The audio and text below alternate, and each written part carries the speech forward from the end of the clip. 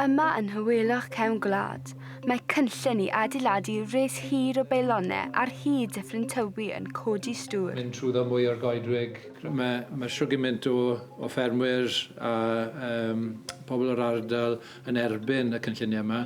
Rydyn ni'n gyd yn aros yn gryf gyda'n gilydd. Ni'n just edrych a gofyn am ffordd gwell o trosglwyddo trydan.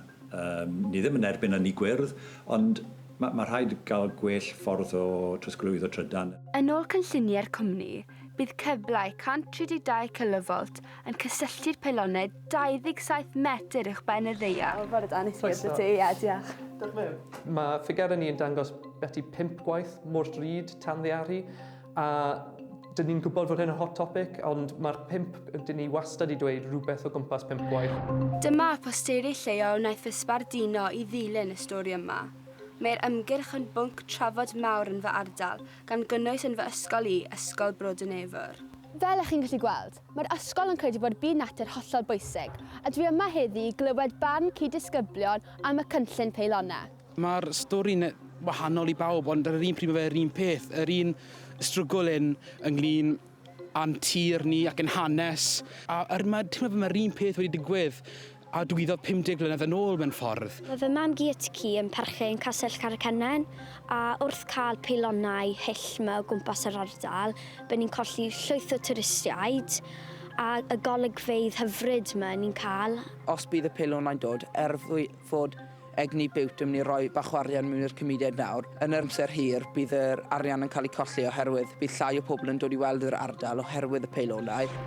Mae hanes hen frwydrau yn yr ardal hon, ond mae bellach yng nghanol brwydr cyfoes, a'r amgylchedd a threftadaeth wrth galon y drafodaeth.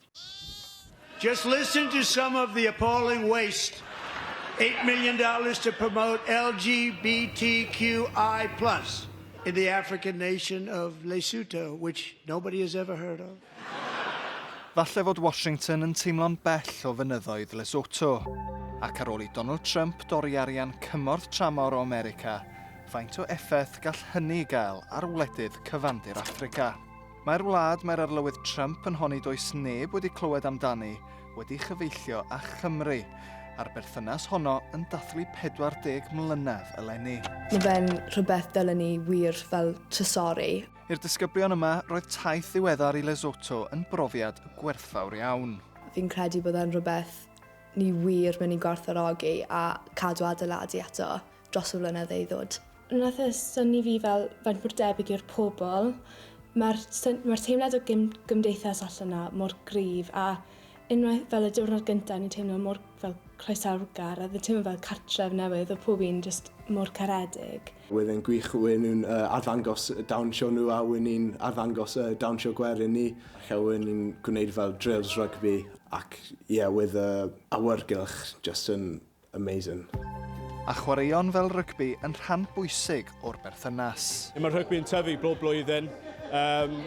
Mae'r rygbi skills yn datblygu, a mae gan nhw mwy o coaches sy'n ymuno hefyd, ond jyst y waith nhw'n gwneud yn amazing. Mae'n codi awareness efo'r HIV and AIDS, a mae'n amazing sut maen nhw'n dod ar y ddwy at y gilydd.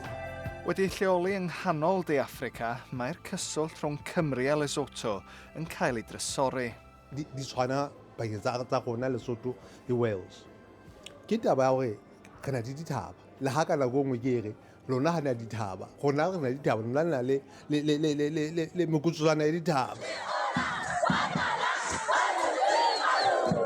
Ac am 40 mlynedd, mae'r cysylltiad unigryw yma yn un sy'n pontio dwy wlad a'i pobl hyd heddiw.